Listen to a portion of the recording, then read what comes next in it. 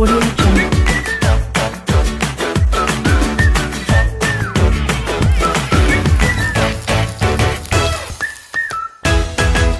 Audio Jungle. السلام عليكم. طاجن عكاوي، الله اكبر، بسم الله ما شاء الله. ايه الجمال ده يا ام زيزو؟ اديلي يا ام زيزو بقى. تعالوا كده اما نشوف الطريقه والمقادير وعملنا ايه النهارده في طاجن العكاوي الجميل ده. اول حاجه كده نبدا كلامنا بالصلاه على الحبيب قلبك يطيب. اللهم صل وسلم وبارك على سيدنا محمد عليه افضل الصلاه والسلام. هنا كان معانا الكيسه الحلوه الجميله دي فيها عكاوي. احنا عندنا بنقول عكاوي، في ناس تانية بيقولوا عليها العصعوص. ماشي. هي طبعا بتبقى الديل بتاع ايه الذبيحه اللي بتبقى عند الجزار، سواء بقى رجماسي، عجل، ايا كان.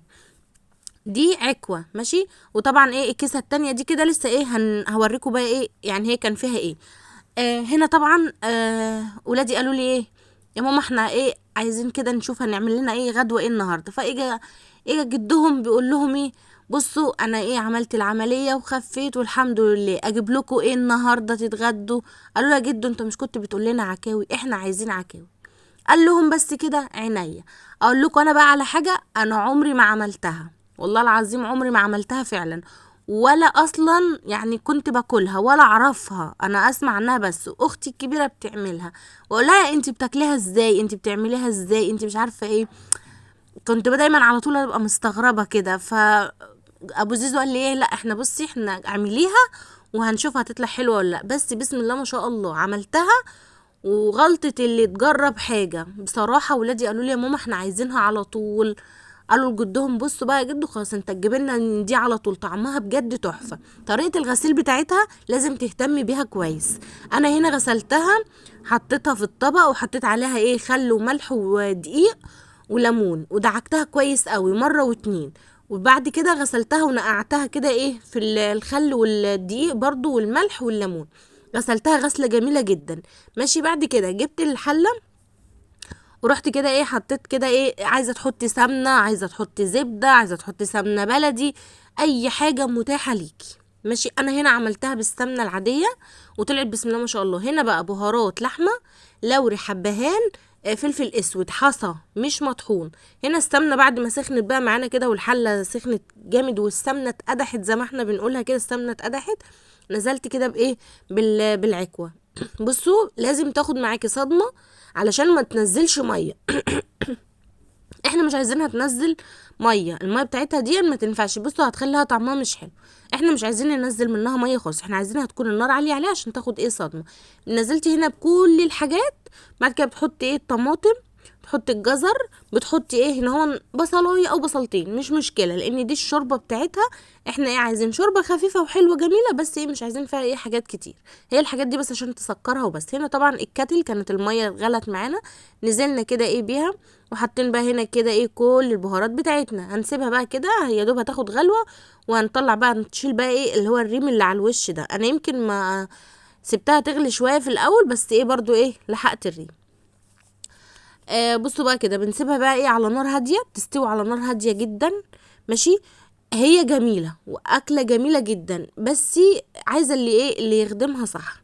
انا بقول لكم دي كانت اول مره في حياتي اطبخها، بس بسم الله ما شاء الله الله اكبر، بألف هنا وشفا الكل من اكل منها، كانت جميله. هنا بقى ايه تعالوا اما نشوف الكيسه التانية دي كان فيها ايه. لا بصراحه الحجوج بتاعنا كده لما بيجيب حاجه بيروق على الولاد بصراحه. بصوا بقى هنا بقى الكيسه دي فيها ايه قراقيش. ماشي. اللي هو ايه عظم قراقيش، دي بتتجاب من عند الجزار، بتعمل شوربه روعه في منتهى الجمال. والكياس التانية دي ايه، ده بقى عصب وعروق، حلويات يعني. بتتجاب انا العصب والعروق والحاجات والقراقيش دي انا عملتها شوربه، حله شوربه كبيره، واخدت العصب والعروق وعملتها طواجن. بس انا للاسف ما تصورش المقاطع دي معايا، لان انا في اليوم ده يعني رغم ان كنا مبسوطين وفرحانين ان والدي يعني ايه بيروح ويجي ونزل شغله وكل حاجه، بس في نفس الوقت يعني رجع تعبان، وكان ده خبر يعني ضايقنا كلنا بصراحه. انا معظم التصوير ما صورتهوش. صورت كده في النهايه خالص الطاجن لما استوى، ما لحقتش ان انا حتى يعني اطلع لكم الرز ولا الفته ولا اي حاجه يعني. بصوا الحمد لله، واحد ما يقولش غير الحمد لله وبس. والحمد لله على كل حاجة طبعا، وربنا يشفي كل مريض ويشفي لي والدي ويعافيه يا رب من اي حاجة، ده اهم حاجة عندي طبعا. بصوا هنا كده جبت الحلة، نزلت كده بيها بكل الحاجات اللي هي العروق والعصب والقراقيش اللي هو كان جايبها. عملناها كده. وبصوا بقى بحط هنا بقى الجزر، الطماطم، البصل، اللوري، حبهان، بهارات لحمة، فلفل اسود، كل حاجة بتحطيها. وبتحط طبعا معلقة سكر. بصوا، وبرضو في العكاوي انا حطيت ايه شوية سكر. السكر بيخليها تستوي وطعمها بيبقى جميل، والشوربة كده مسكرة.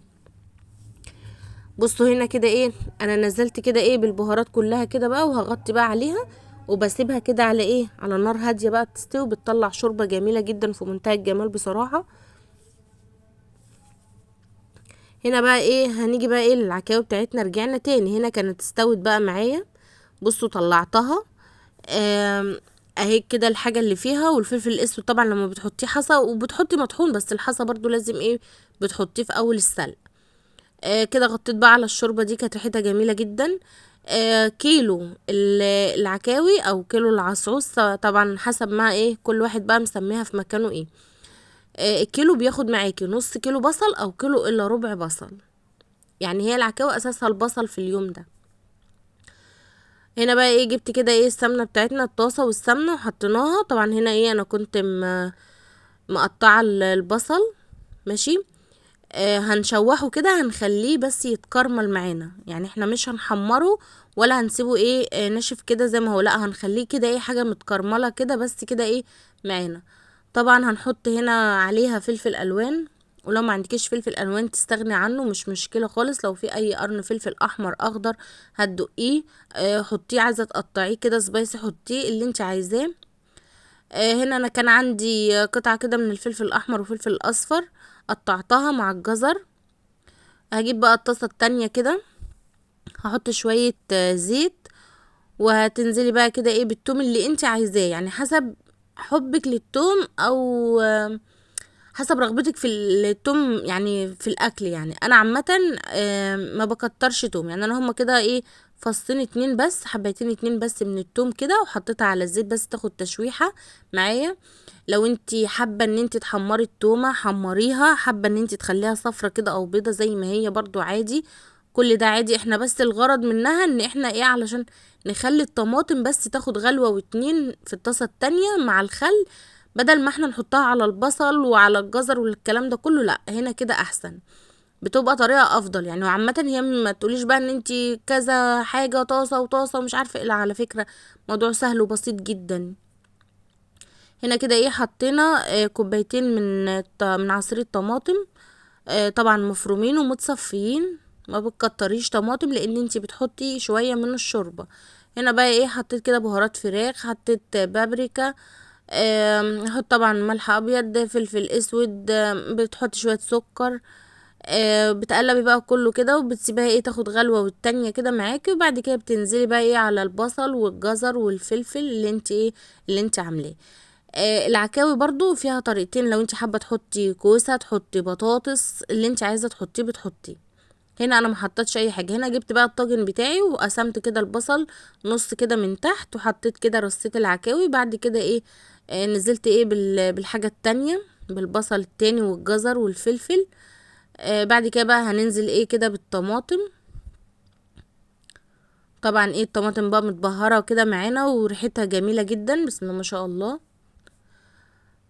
بتجيب بقى ايه معلقتين كده مغرفتين اتنين بس شوربة، وبننزلهم كده على الطاجن، وبنلف بقى الطاجن بتاعنا وبندخله الفرن. وبياخد بقى ايه كده تسوية جميلة من جوه، بيبقى بسم الله ما شاء الله عليها. وطبعا لو وصلتي لحد هنا في الفيديو ما تنسيش بقى ايه تعملي متابعة واشتراك بصي كل حاجة تعمليها لأم زيزو عشان يوصلك كل جديد. وقوليلي ايه رأيك في طاجن العكاوي. وما تنسيش طبعا قبل اي حاجة نصلي على الرسول عليه افضل الصلاة والسلام. وده كده كان ايه الطاجن بتاعنا. ما تنسوش يا جماعه تقولوا لي ايه رايكم، ولايك وشير وسبسكرايب لأم زيزو. ده كده ايه الطاجن بتاعنا خلص، بسم الله ما شاء الله عليه، وبألف هنا وشفا.